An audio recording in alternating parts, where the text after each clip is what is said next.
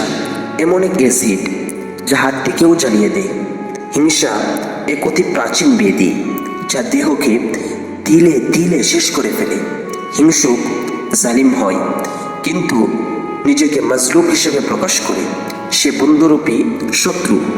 তাছাড়া হিংসা এমন এক বিষয় যা সকলের পূর্বে হিংসুককেই শেষ করে ফেলে।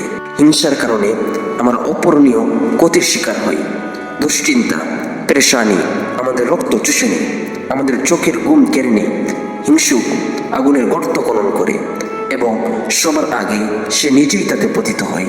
হিংসা মলিনতা, স্থায়ী দুশ্চিন্তা ও পেরেশানি ইত্যাদি রোগের জন্মদান করে। এসবের মাধ্যমে হিংসা পরম শান্তিপূর্ণ জীবনকে একেবারে শেষ করে ছাড়ে। হিংসুকের সবচেয়ে বড় বিপদ হচ্ছে সে আল্লাহ তাআলার সঙ্গে ঝগড়া করে, আল্লাহ তাআলার ইনসাফের ব্যাপারে সন্দেহ পোষণ করে, শরীয়তের সঙ্গে বেয়াদবি ও রাসূল সাল্লাল্লাহু আলাইহি ওয়াসাল্লামের বিরোধিতা করে।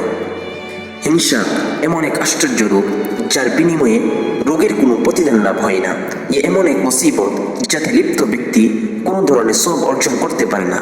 হিংসুক মৃত্যু পর্যন্ত হিংসার আগুনে জ্বলতে থাকবে, যতক্ষণ পর্যন্ত না আপনার কাছ থেকে আল্লাহ তাআলার নিয়ামত ছিনিয়ে নেওয়া হবে। অতএব হিংসুকের অকল্যাণ থেকে আমরা আল্লাহ তাআলার নিকট আশ্রয় গ্রহণ করি। হিংসুকের তো সকলেই হই না, যতক্ষণ না সে তার বিষ কালো সাপের মতো নিষ্পাপ দেহে প্রবেশ করাতে পারে।